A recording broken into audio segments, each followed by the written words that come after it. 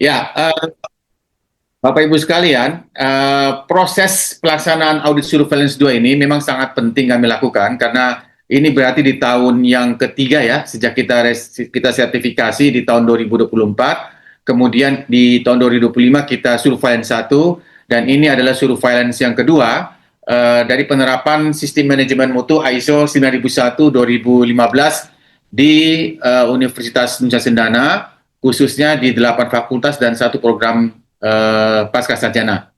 Nah, ada 7 poin penting yang mungkin nanti akan menjadi bahan kajian yang penting ya pada saat kita akan melakukan surveillance kedua, yaitu kita akan mencoba memastikan bahwa efektivitas pelaksanaan dari secara keseluruhan klausul-klausul yang ada di ISO 9001-2015 ya. Jadi ada 10 klausul, khususnya di klausul 4 sampai klausul 10 ya. Kita akan melihat efektivitas dari implementasinya. Jadi nanti kita akan mungkin lebih banyak samplingnya itu kepada data-data ya, data-data maupun informasi terdokumentasi baik dalam bentuk data-data hard copy maupun dalam bentuk data-data digital yang mungkin tersimpan di aplikasi ataupun mungkin tersimpan di data pengolah data laptop atau apapun itu yang mungkin dikendalikan oleh Bapak Ibu pengampu, dosen pengampu maupun tenaga kependidikan.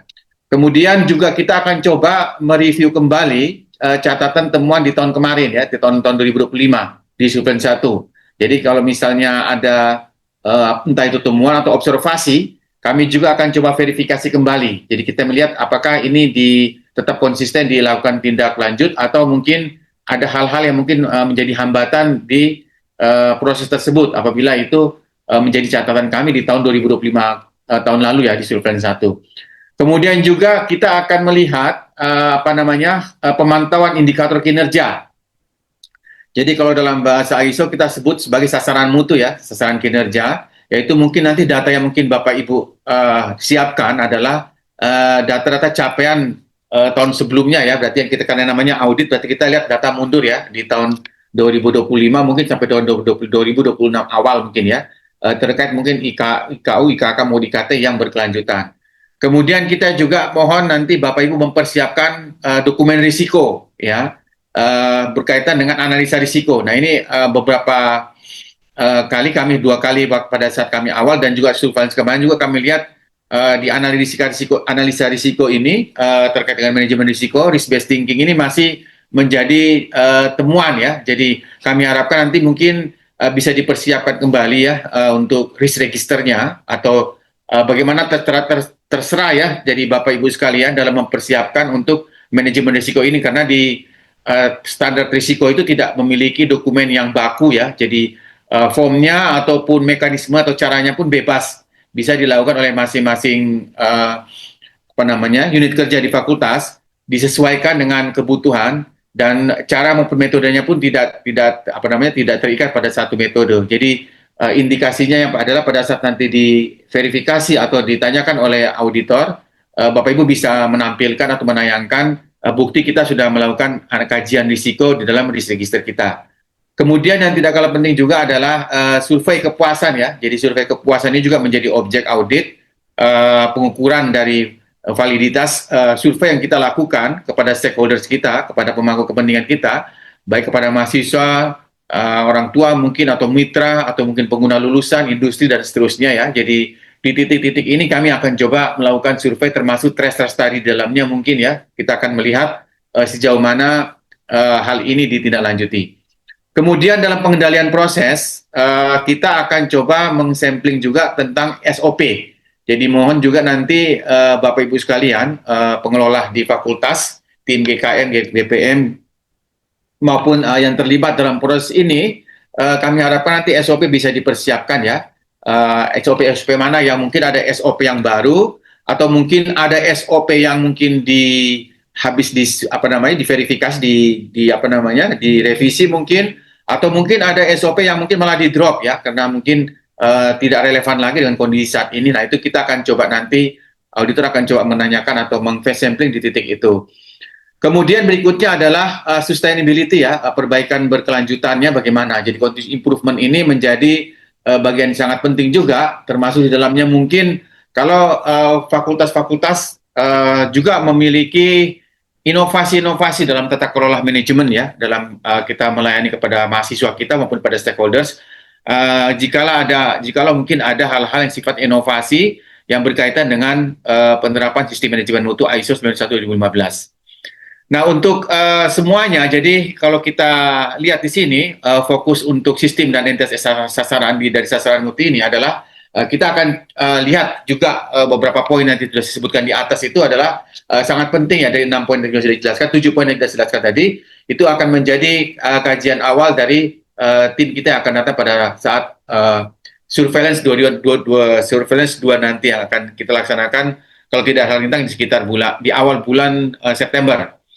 Kemudian coba kita sedikit mereview ya. Jadi di klausul 41 dan 42 itu nanti kita akan coba, kami harapkan Bapak Ibu akan mengkategorikan isu-isu ya. Jadi dokumen isu-isu yang sudah pernah dulu waktu dibuatkan mohon diperbarui ya, isu-isu internal maupun isu-isu eksternal. Jadi tidak harus dalam bentuk dokumen yang sangat formal, tapi Anda bisa mengidentifikasi. Atau mungkin bisa juga nanti Anda jelaskan dalam bentuk kajian risiko, bahwa isu yang muncul saat ini baik di internal maupun eksternal itu merupakan kajian risiko kami. Boleh, jadi itu juga sama ya, auditor melihat sebagai apa namanya isu. Atau juga boleh Anda menunjukkan analisa SWOT ya. Misalnya di setiap fakultas sudah melakukan analisa SWOT terhadap program kerjanya yang akan disusun di tahun kemarin misalnya, atau apapun itu, ada bukti kajian, dan dalam analisa SWOT itu Anda bisa mengidentifikasi isu-isu yang sifatnya internal maupun eksternal ya. Kalau di analisa SWOT kan di 4 kuadran itu kita bisa apa namanya mengkuantifikasi ya antara isu-isu di internal maupun isu eksternal. Itu boleh. Jadi bisa juga nanti menggunakan kajian analisa SWOT, atau mungkin Anda langsung gabungkan dalam dokumen penyelesaian di risk register atau analisa kajian risiko. Itu juga boleh ya. Misalnya perubahan kurikulum OP misalnya menjadi kajian isu internal misalnya ya. Kemudian di eksternalnya karena mungkin menjadi kebijakan Kemendikbudristek yang terbaru. Nah, ini nanti mungkin bisa jadi jadi isu misalnya contoh ya, atau mungkin habis akreditasi prodi kemudian mungkin ada hal-hal yang perlu ditindaklanjuti menjadikan isu. Nah, itu juga boleh. Kemudian mungkin berkaitan dengan infrastruktur misalnya bagi fakultas-fakultas yang menggunakan laboratorium, nah mungkin di situ juga sarana prasarana ada menjadi isu gitu ya. Nah, itu juga bisa jadikan dokumen yang baik dalam masuk kajian analisa SWOT-nya maupun dalam kajian manajemen risiko di risk register. Kemudian di klausul 43 dan 44, di klausul 43 ini nanti berkaitan mungkin dengan ruang lingkup sertifikasi ya. Mungkin kalau misalnya mana tahu mungkin berubah gitu ya. Jadi pada saat audit ini juga kami kasih kesempatan jika mungkin ruang lingkup yang saat ini kita statementkan itu mungkin berubah ya. Karena ini mungkin berkaitan nanti dengan sertifikat masing-masing fakultas ya. Apabila mungkin ada perluasan ruang lingkup misalnya ya. Kalau sekarang mungkin ruang lingkupnya hanya mungkin terbatas hanya sekian, tapi sekarang mungkin ada penambahan gitu ya. Anda mungkin mempunyai lab yang baru mungkin, atau ada kerjasama yang baru, dan itu Anda pikir perlu untuk dimasukkan ke dalam ruang lingkup di sertifikat sehingga nanti sertifikat finalnya nanti kami akan tuliskan sesuai dengan ruang lingkup yang disepakati. Ini juga waktunya bisa di-review dulu sebelum nanti auditor datang. Kemudian yang keempat, di klausul 44 kami harapkan bisnis prosesnya atau peta proses bisnis ini bisa juga disajikan ya pada saat auditor menanyakan ya, jikalau misalnya ada tambahan perubahan di peta bisnis proses di masing-masing fakultas, termasuk di PPS, nah ini nanti tolong diverifikasi dulu sebelum nanti pada saat auditor kami visitasi, kami akan menanyakan lagi tentang hal ini. Kemudian di klausul berikutnya, di klausul 5, ini berkaitan dengan komitmen ya, jadi kepemimpinan. Jadi nanti sini kalau kita melihat hierarki kepemimpinan di fakultas itu, yang paling tinggi tentunya kebijakan mutunya ya, kebijakan mutu di level fakultas ya, yang sudah Anda definisikan, kemudian sudah sudah disosialisasikan kepada semua stakeholder, ditempel atau dimasukkan ke dalam mungkin di web kita atau dimanapun itu. Nah, itu mungkin ditunjukkan nanti ya, bagaimana kita mengkomunikasikan tentang kebijakan mutu ini, termasuk mungkin sasaran-sasaran kinerja IKK dan seterusnya yang sudah tercapai. Juga ini akan kita coba tanyakan berkaitan dengan klausul 5 ini ya. Jadi pembuktiannya nanti bisa berupa SK kebijakan mutu mungkin atau dokumen sasaran kinerja tahun 2026 yang sudah ditetapkan misalnya ya, perjanjian kerja kita di tahun 2026 ini mungkin dengan Pak Rektor mungkin bagaimana, itu mungkin bisa juga menjadi bukti. Kemudian juga Renstra ya, Renstra yang mungkin nanti di RKAT-nya di program kerja 2026, ini juga mungkin nanti pada saat klausul 5 ini biasa pada saat itu auditor akan bertemu dengan Bapak Ibu dekannya dan wakil dekannya ya biasanya. Ini berkaitan dengan strategic plan yang dibuat oleh pimpinan di fakultas maupun di PPS. Kemudian di klausul 6-nya berkaitan dengan masalah risiko ya. Jadi klausul 6 ini memang adalah sangat berkaitan dengan identifikasi risiko, terutama mungkin risiko yang berkaitan dengan akademik, kegiatan akademik. Juga termasuk sebetulnya dengan kegiatan non-akademiknya ya. Jadi sebetulnya dua, tidak hanya kegiatan akademik tetapi non-akademik. Jadi ada mungkin penunjang ya, kegiatan-kegiatan penunjang juga mungkin kita masukkan dalam risk register. Nah ini menjadi poin yang sangat penting. Nanti auditor pasti akan memastikan bagaimana daftar risiko mutakhir yang terakhir ya, kemudian bagaimana fakultas atau PPS mengelola risiko tersebut dan bagaimana mitigasi, rencana mitigasinya seperti apa. Sehingga jika ada hal-hal yang itu merupakan isu sentral dan juga berkaitan sama risiko, itu mungkin kita sudah punya program mitigasinya. Sehingga evaluasi efektivitas risiko semester genap 2026 ini bisa kita ketahui dengan baik. Kemudian di klausul 6.2-nya, masih di klausul 6, ini berkaitan dengan capaian-capaian ya. Jadi target-target yang sudah kita tetapkan mungkin ya yang ada dalam indikator kinerja utama maupun indikator kinerja kegiatan IKK, ini akan kita coba lihat capaian-capaiannya gitu ya, dan mungkin analisanya jika mungkin ada dari sekian itu ada yang mungkin belum tercapai ya. Misalnya yang berkaitan dengan capaian akademik mahasiswa, target kelulusan tepat waktunya mungkin misalnya targetnya lebih dari 85%, atau mungkin kualitas layanan pendidikan, indeks kepuasan mahasiswanya sekian persen. Atau mungkin reputasi ilmiah akademik, kita punya targetnya adalah pertumbuhan publikasi terindeks Scopusnya minimal meningkat 10% per tahun, dan seterusnya dan seterusnya. Ini adalah contoh-contoh ya, tapi kira-kira mungkin Bapak Ibu bisa perkirakan, bisa gambarkan hal-hal seperti ini yang akan kami coba nanti verifikasi pada saat visitasi. Kemudian kita geser di klausul 7. Nah, di klausul 7 ini sangat relevan dengan SDM dan infrastruktur ya. Jadi SDM itu sumber daya manusia maupun infrastruktur fisik ya. Nah, untuk ke SDM nanti mungkin auditor akan memverifikasi terkait dengan beban kerja, legalitas kompetensi tenaga pendidik maupun tenaga pendidikan ya.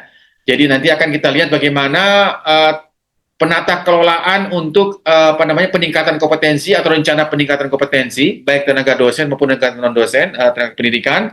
Kemudian juga bagaimana sertifikat kompetensi pelatihan yang mungkin itu ada relevansinya dengan dengan jabatannya atau mungkin dengan proses yang sedang dilakukan. Nah, ini kita akan coba lihat SK jabatan fungsional tentunya, struktural, dokumen beban kerja dan seterusnya ya. Kemudian nanti di 713 dan sampai 714 kita akan melihat berkaitan dengan fasilitas ya. Jadi infrastruktur, ruang kuliah mungkin, jadi nanti mungkin dosen juga akan auditor kita akan berkeliling ya. Kita akan melihat ruang kuliah, ruang dosen, ruang rapat, toilet, fasilitas yang memenuhi ya, mungkin di area parkir, termasuk laboratorium juga kami akan coba lihat jika memang ada laboratoriumnya. Jadi mohon nanti dipersiapkan kira-kira mana laboratoriumnya yang akan kami visitasi ya, baik terkait dengan lingkungan pembelajarannya, kebersihannya, kenyamanan, dan standar K3-nya ya, termasuk di dalamnya. Jadi standar K3 ini juga kami akan lihat berkaitan dengan sarana prasarana pendukung kegiatan belajar mengajar. Sehingga nanti mungkin inventarisasi yang mungkin muncul adalah berkaitan dengan pemeliharaan, berita acara perbaikan, laporan K3 mungkin dan seterusnya ya, termasuk kebersihan dan seterusnya. Ini yang akan kami lihat, termasuk mungkin di sini karena berkaitan dengan lingkungan, auditor kita juga akan coba nanti bagaimana tata kelola tentang sampah ya, karena di klausul terbaru ini ada tentang perubahan iklim. Nanti juga kami akan lihat itu relevansinya dengan bagaimana sampah-sampah, terutama mungkin kalau di laboratorium itu mungkin ada sampah yang berbahaya, kategori B3 mungkin. Nah, itu bagaimana pengelola di laboratorium itu bisa melakukan pengelolaan terhadap atau handling terhadap bahan B3 tersebut atau bahan-bahan yang mungkin yang berbahaya, yang mungkin penanganannya tidak sembarangan. Nah, itu akan kita lihat pada saat visitasi nanti, pada saat audit. Kemudian di tahun 715, nah ini mungkin spesifik ya, jadi biasa fakultas-fakultas yang eksak ini memiliki laboratorium ya, jadi mungkin kami akan juga melihat nanti misalnya kalau di pertanian mungkin kalau menggunakan timbangan apakah perlu ada mungkin ada yang persyaratan analitik, pH meter dan seterusnya, di fakultas teknik mungkin ada ukur kaliber dan seterusnya ya, di FKM mungkin set peralatan kesehatan alat ukur ekonomi dan seterusnya, jadi kami akan coba lihat. Di kedokteran mungkin nanti peralatan klinik standar, laboratorium kesehatan, diagnosis dan seterusnya. Kemudian di FPKP mungkin peralatan uji kualitas air perikanan dan seterusnya. Jadi intinya mungkin ini nanti untuk yang fakultas-fakultas yang eksak ini kita akan pasti kita akan coba kunjung ke labnya ya. Paling tidak ada yang kita sampling ya untuk laboratorium pendukung kegiatan belajar mengajar. Sehingga nanti mohon nanti dipersiapkan untuk kelengkapan maupun persiapan bahan habis pakainya maupun alat-alat lab yang memang mendukung kegiatan KBM di fakultas. Kemudian di klausul 72 dan 75, di 716 dan 72 kita akan melihat bagaimana pengelolaan intelektual organisasi ya. Jadi berkaitan dengan misalnya modul pembelajaran, panduan akademik, repository digital mungkin ya di yang berkaitan dengan matris, gap kompetensi SDM, evaluasi program pelatihan dan seterusnya. Kemudian nanti mungkin di 73-nya kita akan lihat pakai uji petik ya kepada staf mungkin secara acak ya, mungkin nanti auditor akan melakukan hal itu berkaitan dengan sasaran mutu risiko unit maupun SOP spesifik pekerjaannya. Jadi nanti mungkin akan dilakukan secara sampling ya untuk hal ini. Di 74 komunikasi kita akan lihat mungkin bagaimana fakultas dengan websitenya melakukan update ya, media sosial resmi mungkin yang dikelola oleh fakultas, bagaimana Anda berkomunikasi dengan mahasiswa mungkin lewat termasuk aplikasi-aplikasi pendukung ya seperti si Adik Nonda dan seterusnya.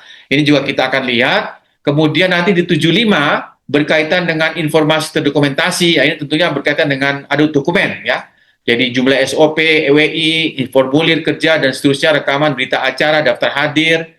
Ini lebih mungkin ke aplikasi-aplikasi ya, bagaimana memastikan bahwa hal ini betul-betul telah dilakukan dan dilaksanakan dengan baik dan sesuai dengan pelaksanaan kegiatannya. Kemudian kita geser di klausul 81 terkait pengendalian operasional proses akademik atau ini sangat relevan ya dengan tridharma kita ya. Jadi di klausul 8 ini ada klausul operasional. Jadi nanti kita juga akan melihat mungkin dapat penjelasan dari Bapak Ibu sekalian berkaitan dengan rencana akademik ya, kalender akademik mungkin ya, kemudian rencana pembelajaran per semesternya, RPS, kontrak kuliah dan seterusnya ya, kita akan sampling di titik ini. Pelaksanaannya bagaimana perkuliahan tervalidasi, jumlah pertemuan dosen, kemudian logbook praktikum dan seterusnya. Magang jika mungkin nanti ada mahasiswa kita yang sedang magang industri, kita juga akan lihat bagaimana penanganannya, bagaimana pengelolaannya. Kemudian mungkin pelaksanaan MBKM ya untuk kurikulum MBKM ini. Kemudian di monitoringnya, di fase monitor evaluasi, kita akan coba melihat bagaimana monitoring perkuliahan tengah semester yang mungkin sudah terlaksana ya. Jadi kita melihat nanti Bapak Ibu tolong siapkan data-data yang sudah ada, yang sudah terlaksana. Lembar evaluasi dosen oleh mahasiswa mungkin penilaian, kemudian rekap nilai mahasiswa, berita acara ujian, termasuk nanti kita akan cek di skripsi maupun tesis ya. Mungkin di PPS sampai ke disertasinya mungkin ya, kita akan coba cek hal tersebut ya berkaitan dengan hal ini. Jadi nanti mohon bisa dipersiapkan. Kemudian juga untuk dispesifikasi ya untuk fakultas di pertanian mungkin FSD dan yang eksak ya. Jadi mungkin misalnya ada laboratorium, di laboratorium kita mungkin ada hal-hal mungkin alat-alat yang dikalibrasi. Nah ini mungkin juga kita lihat jika memang labnya kita itu mungkin dipakai untuk lab uji ya. Nah, misalnya seperti itu. Kemudian juga bagaimana sistem backup data kita ya. Berkaitan dengan data-data kita yang kita simpan, yang kita kelola sendiri, misalnya seperti itu ya. Kemudian untuk di Fakultas Kedokteran dan Kedokteran Hewan serta FKM, logbook alat medis ya, mungkin ini juga kita akan coba nanti lihat, kelayakan laboratorium, kesehatan masyarakat, survei lapangan dan seterusnya, rantai pasoknya, pengolahan sampel dan seterusnya, bagaimana kita kerjasama mungkin dengan mitra dan pengadaan bahan, alat praktek dan seterusnya gitu ya. Kemudian untuk FPKP mungkin tata kelola kolam praktek mungkin laboratoriumnya, formula pakan, lab budidaya mungkin dan seterusnya ya. Ini mungkin nanti akan dimaksud objek yang akan dipertanyakan oleh asesor. Kemudian di klausul 84 berkaitan dengan pengendalian kinerja kerjasama kita dengan mitra ya, jika kita mungkin punya mitra-mitra atau vendor gitu ya, di pihak ketiga, bagaimana kita melakukan kerjasama dengan pihak tentunya yang berkaitan dengan kegiatan pembelajaran di fakultas ya, mitra misalnya mitra MBKM, mitra magang ya, kemudian bagaimana capaian pembelajaran OB, ini kita akan coba lihat. Kemudian juga mungkin alat-alat, bahan-bahan praktikum. Nah ini kita akan bagaimana ada pengadaannya, bagaimana memastikan alat-alat tersebut bisa jangan sampai tidak ada gitu ya, sehingga menghambat kegiatan pembelajaran, termasuk bahan-bahan yang mendukung. Kemudian juga mungkin kerjasama ya, kontrak SLA, penilaian kepuasan terhadap jasa perawatan dan fasilitas ya. Jadi ini kita akan coba lihat juga untuk di level fakultas. Kita geser di klausul 9, nanti di klausul 9 ini adalah pemantauan, pengukuran, dan kuantifikasi kepuasan. Ya, jadi otomatis nanti di sini data yang biasa kita tanya itu adalah data survei kepuasan mahasiswa, kemudian survei terhadap stressor study ya, pengguna alumni, lulusan, kemudian indeks kepuasan mitra kerjasama, baik di penelitian pengabdian ya. Jadi mungkin kita akan coba lihat hal ini. Kemudian nanti untuk SDM-nya adalah evaluasi kinerja tenaga pendidikan, juga ada di klausul 9 ini ya, laporan evaluasi kinerja dosen, EDOM, dan seterusnya, dan mungkin nanti kita akan lihat KPI fakultas, apakah ini relevan, berjalan, dan sudah tercapai sampai di titik mana mungkin untuk proses tersebut.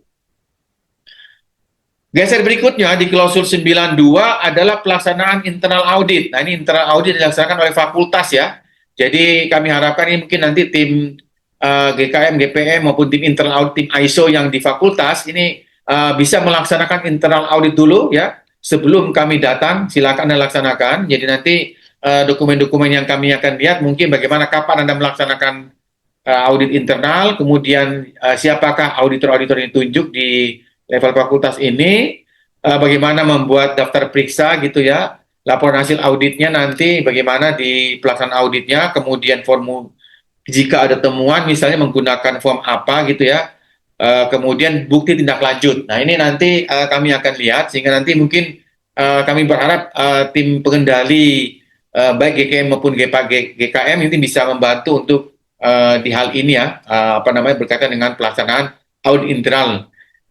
Baik oleh auditor yang sudah ditunjuk ya, mungkin komposisinya apakah tahun ini ada berubah atau mungkin masih sama, dan kami akan coba lihat siapa saja di auditor dan kapan pelaksanaan audit internal ini. Kami harapkan nanti pelaksanaannya sudah selesai sebelum kami datang di bulan September ya. Jadi sudah ada, pada saat kami datang sudah ada data yang data yang sudah selesai gitu dari pelaksanaan audit internal.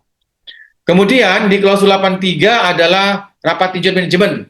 Jadi ini adalah RTM tapi di tingkat fakultas. Jadi di ISO 9001 ini memang mewajibkan bahwa setiap unit kerja atau setiap organisasi yang tersertifikasi ISO dia harus melaksanakan RTM sendiri. Jadi kita tahu ada RTM level universitas ya, tapi ini adalah RTM di level fakultas. Jadi ini juga dilaksanakan setelah urutannya setelah internal audit dulu ya. Jadi setelah internal audit baru dilaksanakan RTM.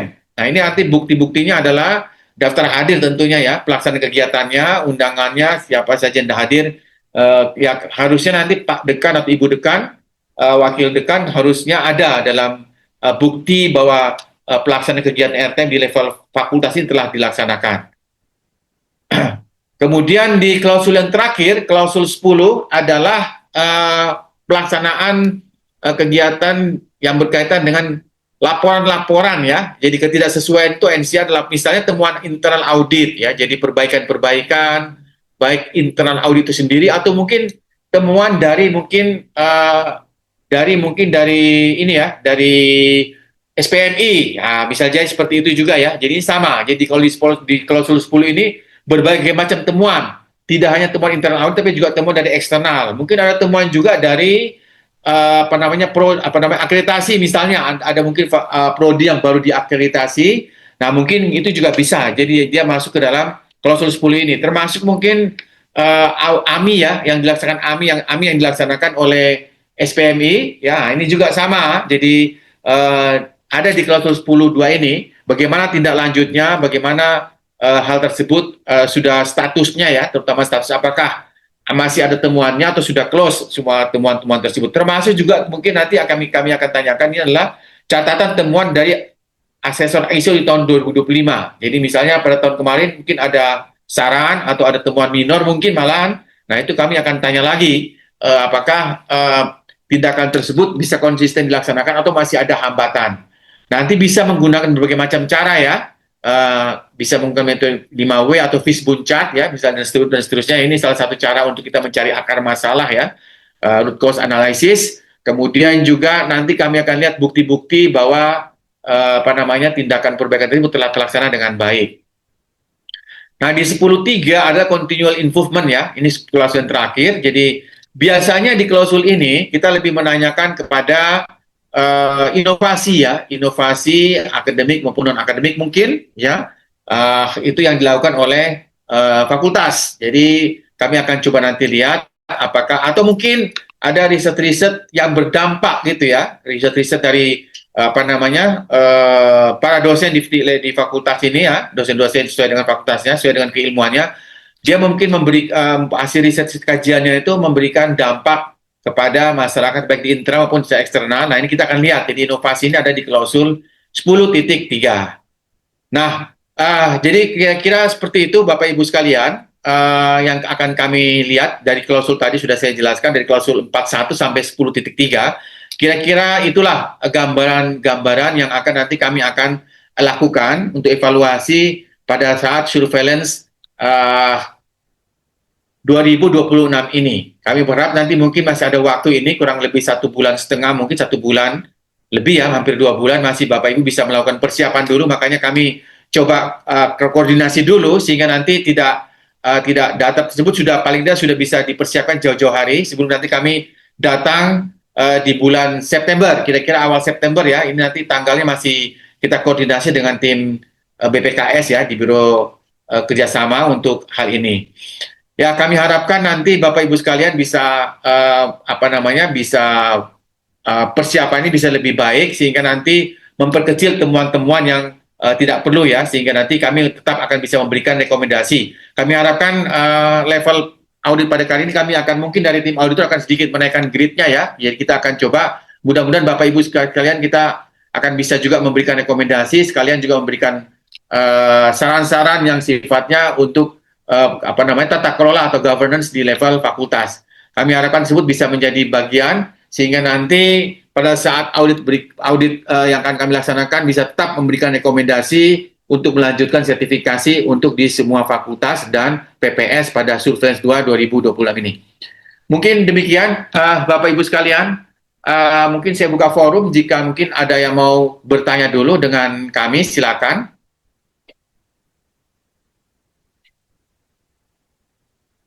Silakan Bapak Ibu sekalian, kalau misalnya ada yang mau bertanya atau mungkin sudah memahami semuanya. Monggo Bapak Ibu sekalian, bila ada yang ingin ditanyakan atau diskusi dengan Bapak Ifar, bisa raise hand atau menyampaikan melalui fitur chat di Zoom. Terima kasih.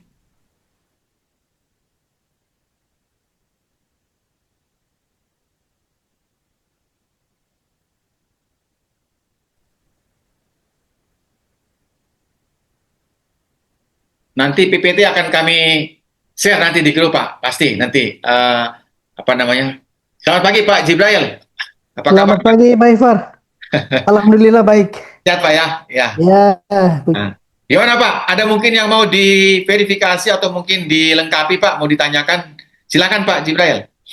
Jadi mohon maaf saya tadi terlambat karena masih. Masih ada kegiatan Pak ya. Nanti ada rekamannya Pak. Ada kami kasih rekamannya juga nanti. Baik Pak ya. Di grup nanti, rekaman maupun materinya. Karena memang sekarang kami dalam pembenahan Pak Ifar, jadi hutang-hutang yang kemarin yang di tahun lalu masih dalam proses, terutama yang berkaitan dengan Rama itu disabilitas. Oh iya. Ya, karena kemarin itu tergeser karena efisiensi. Oke. Kita tahun ini kita doakan supaya bisa segera untuk disabilitas itu Pak ya, untuk Ya, itu memang salah satu poin juga Pak di ISO. Bahkan nanti di ISO terbaru itu dia jadi mandatori Pak di versi 2025. Cuman kita belum bisa pakai karena baru rilis nanti di September Pak. Oh iya. Ya, Jadi memang ada apa dampak positifnya terhadap ini lah, terkait akreditasi kemarin ya kita terbantu dengan itu Pak karena memang kita ya, sudah berupaya untuk ya ya, ada dua prodi kita yang baru saja selesai akreditasi itu memang itu apa tim asesornya juga memberi apresiasi terhadap itu. ya Pak. Ya Ya, ada oke, oke. beberapa kemarin juga kita di FISIP ada pencanangan launch terkait lab yang khusus di bidang administrasi publik. Jadi ya, jadi Siap Pak Direk. ya, Syukur kalau gitu Pak ya. Kalau ya. sudah, Jadi ya dengan adanya isu ini juga membantu sangat-sangat ya membantu kami di dalam ya. proses akreditasi Pak Ivar. Ini juga nanti kami pada saat visitasi nanti kami juga akan karena begini Pak, nanti juga mungkin nanti kami akan ada taman-taman kami sudah sedikit juga memasukkan mungkin nanti klausul-klausul di versi terbaru Pak. Jadi sedikit jadi mungkin nanti kita tetap menggunakan yang tadi yang saya presentasikan, tapi kita sedikit juga akan geser pakai persyaratan-persyaratan terbaru Pak. Terutama mungkin yang berkaitan sama perubahan iklim ini Pak, perubahan iklim sama resilience. Jadi resilience perubahan iklim ini masuk Pak dalam apa namanya klausul terbaru di ISO ya. Jadi nanti kami akan coba apa namanya petakan lagi pada saat visitasi. Mungkin gitu Pak Jibrail. Ya, baik terima kasih Pak Ivar. Jadi secara kebijakan secara universitas sudah Pak Rektor sudah mencanangkan agar kita tidak lagi ya apa pengelolaan sampah kita tuh betul-betul sekarang Betul Pak. diupayakan untuk tidak dibakar. Jadi beliau sekarang Nggak boleh, tidak boleh. mengharuskan kita untuk mengisinya di dalam kantong plastik dan betul-betul di. Ya, Jadi itu memang Pak. ini Betul, ya betul, betul. kebijakannya sudah Ya, dicanangkan oleh beliau ya. ya, Jadi malah bebas asap rokok sekarang. betul. Para Jadi, ahli asap kebingungan cari tempat sekarang Pak. ya. Jadi di klausul yang baru itu nanti ada ISG Pak. ISG itu salah satunya adalah kan itu Environment Sustainable Goals ya. Jadi kita nanti akan juga main ke situ Pak. Jadi bagaimana apa namanya di organisasi itu mengelola ekonomi sirkular Pak. Itu nanti juga jadi persyaratan. Jadi kita mengelola ekonomi sirkular. Misalnya sampah kita itu bisa bernilai ekonomis. Jadi kita bisa mengkonversi menjadi nilai ekonomis itu jadi persyaratan di ISO juga Pak. Jadi selain perubahan iklim, climate change, nanti economic circular, kemudian nanti juga ada kaitan dengan energi bersih Pak. Itu masuk Pak semua nanti. Tapi nanti memang belum di pasal yang baru nanti baru setelah September mungkin tahun depan Pak. Tapi nanti saya sudah sedikit kasih kami sudah sedikit kasih bocoran-bocoran biar nanti apa namanya fakultas itu dalam perancangan anggaran nanti mungkin untuk ke depan mereka paling tidak sudah ada gambaran ada kebutuhan ini karena memang itu jadi persyaratan Pak. Mungkin gitu Pak nanti Pak. Baik Pak Ivar, mungkin terkait dengan survei internal kami, ya mungkin tetap kami lakukan seperti yang tahun kemarin, yaitu change antara misalnya saya kemarin tahun kemarin kan saya dengan FKIP, apa FKIP. boleh kembali saya dengan FKIP? Boleh Pak. Disilang gitu ya. Boleh Pak. Iya. Boleh. Iya. Boleh Pak. Ya. Jadi kami saling mengaudit. Betul, nggak apa-apa, bagus malah Pak. Lebih tidak ini kan, lebih kelihatan, tidak ada konflik of interest jadinya. Iya. Jadi. Silakan Bapak Ibu yang lain mungkin. Ya. Baik, terima kasih Pak Ivar ya. Sama-sama Pak Jibril. Bapak Ibu yang lain silakan. Oh ini ada Prof. Silakan. Mohon izin Pak Ivar. Siap, Prof. Ya. Baik, jadi yang pertama mungkin nanti minta tolong materinya bisa dikirim ya. Siap, Prof. Soalnya minggu lalu kami juga sudah ada audit, tapi baru sebatas sampai dengan pimpinan. Nah, setelah tadi mendengarkan paparannya, wah ternyata terlalu banyak juga sih yang mau dikerjakan lagi nih. Ya, jadi kami minggu lalu sudah ada audit dengan tim pimpinan, tapi belum sampai beberapa prodi-prodi. Tapi rencana kami setelah kesepakatan dengan pimpinan di dekan dengan Bukabak, kita nanti rencana ke depan mungkin 2 minggu ke depan ini kita juga mau audit secara chain. Jadi kita rencana apakah kita ambil di FKIP atau di peternakan ya, itu masih dalam tahap perencanaan. Jadi saya minta materi yang tadi itu sangat membantu kami untuk bisa membantu kami untuk perencanaan ke depan untuk menyambut turbulensi kedua ini. Siap, Prof. Karena yang kemarin kami fokus saja pada teman-teman kemarin. Ya. Ya. Jadi yang teman-teman minor kemarin, yang itu kami hanya itu yang kami bahas kemarin, tapi belum sampai pada tahap-tahap yang tadi sudah dipaparkan Pak Ipar. Jadi terima kasih atas informasinya. Ya, nanti saya menunggu materinya supaya kami bisa mempersiapkan lebih banyak lagi untuk menyambut Surplus kedua. Terima kasih Pak Ipar. Siap, Prof. Nanti kami siapkan materi sama nanti kami di YouTube-nya kami akan kasih ke grup, Pak. Biar nanti bisa bagi teman-teman yang belum hadir bisa nanti didengarkan di YouTube yang kami share nanti. Terima kasih. Sama-sama, Prof. Ada lagi mungkin Bapak Ibu yang lain? Silakan. Jika ada yang mungkin mau ditanyakan. Jadi kalau untuk pelaksanaan internal audit, kami mengajukan kalau bisa mungkin dilakukan silang ya. Jadi akan lebih bagus ya untuk mungkin kita kerjasama dengan fakultas yang lain sehingga kita bisa lakukan cross audit ya. Itu akan lebih bagus, lebih tidak terasa konflik of interest-nya ya. Jadi lebih terasa lebih fair gitu ya. Kalau kadang-kadang pelaksanaan internal audit kalau kita memeriksa teman kita sendiri kan agak-agak terkadang agak kalau orang Jawa bilang tuh pekeu ya, agak-agak sungkan gitu ya. Tapi kalau kita lakukan cara silang itu lebih bagus malahan. Jadi lebih kelihatan ada value-nya karena melihatnya lebih bebas melihatnya dibanding kalau kita laksanakan sendiri. Kadang-kadang memang itu seperti menjadi masalah. Baik, Bapak Ibu sekalian, ada lagi yang mau bertanya? Jika tidak ada, mungkin nanti bisa saya akhiri.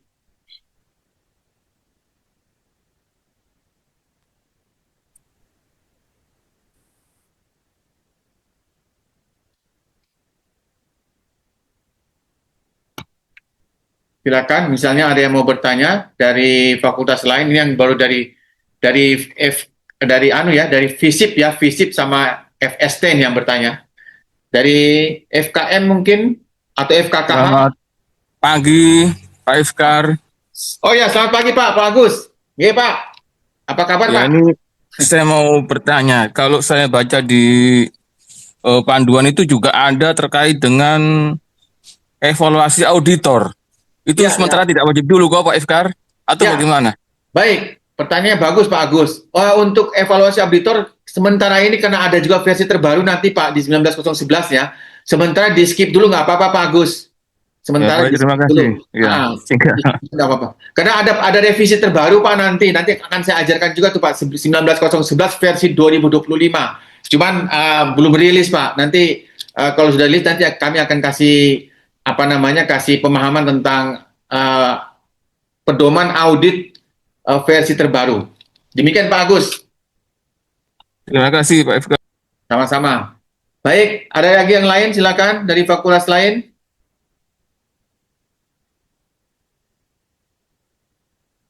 Dari FPKP mungkin. Ya, nanti mohon laboratoriumnya bisa dipersiapkan ya. Jadi kami pasti akan ingin ngelihat laboratorium pendukung kegiatan belajar mengajar, bagaimana kegiatan tersebut dilaksanakan, termasuk di dalamnya adalah kelengkapannya ya. Jadi daftar alat, daftar alatnya, daftar bahan, itu kami akan verifikasi bagaimana pengelolaan laboratorium pendukung kegiatan pembelajaran ini, karena memang sarana-sarana penunjang di prasarana ini menjadi sangat mandatori ya, apalagi nanti di versi terbaru di versi 2025 itu sangat sangat mandatori ya. Jadi kalau misalnya kita pastikan bahwa kegiatan pembelajaran dengan sarana pendukungnya itu harus dalam satu siklus, risikonya bahkan berjalan bersamaan gitu ya. Demikian. Baik, Bapak Ibu sekalian, nampaknya mungkin sudah tidak ada ya. Oke. Kalau tidak ada mungkin saya akhiri Bapak Ibu sekalian. Nanti materi akan kami sampaikan. Kami akan sampaikan di grup termasuk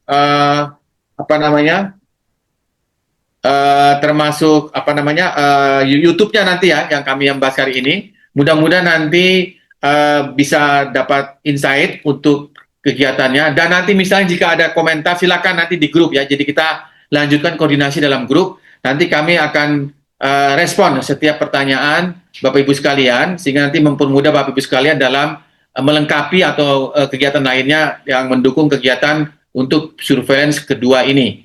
Demikian mungkin dari saya. Terima kasih. Salam, salve, Om Santi Santi Om, Namo Buddhaya, salam kebajikan. Wassalamualaikum warahmatullahi Terima kasih wabarakatuh. Pak Ifar. Ya. Saya kembalikan kepada moderator.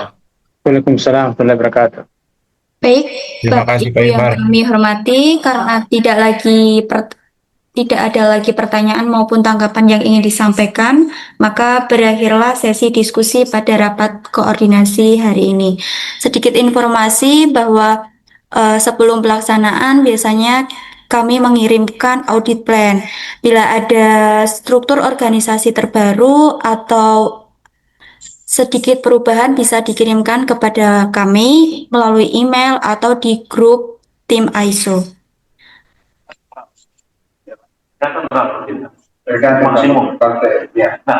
Baik, kami mengucapkan terima kasih kepada Bapak Ifar Kusradi Derajat STM Eng selaku narasumber atas waktu, ilmu, arahan, dan pemaparan yang telah diberikan terkait persiapan pelaksanaan audit surveillance 2 penerapan sistem manajemen untuk ISO 9001-2015. Kami juga menyampaikan apresiasi dan terima kasih kepada seluruh Bapak Ibu peserta yang telah meluangkan waktu untuk hadir serta berpartisipasi aktif dalam rapat koordinasi ini.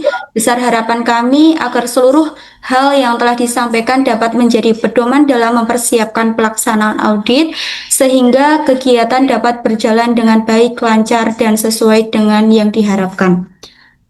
Apabila setelah rapat ini masih terdapat hal-hal yang perlu didiskusikan atau diklarifikasi, Bapak Ibu dapat berkoordinasi melalui grup WhatsApp yang telah disediakan atau menghubungi kami langsung. Demikian rangkaian rapat koordinasi persiapan audit surveillance 2. Kami mohon maaf apabila terdapat kekurangan selama berlangsungnya kegiatan ini. Akhir kata, marilah kita mengakhiri kegiatan pada hari ini dengan mengucapkan syukur. Bagi yang beragama Islam dan bagi yang beragama lain dipersilahkan berdoa menurut agama dan kepercayaan masing-masing. Terima kasih atas perhatian dan partisipasi Bapak Ibu. Selamat siang, semoga Bapak Ibu senantiasa diberikan kesehatan, kelancaran dalam menjalankan tugas dan kesuksesan. Wassalamualaikum warahmatullahi wabarakatuh. Om Santi Santi Santi Om, Namo Buddhaya, salam kebajikan. Terima kasih.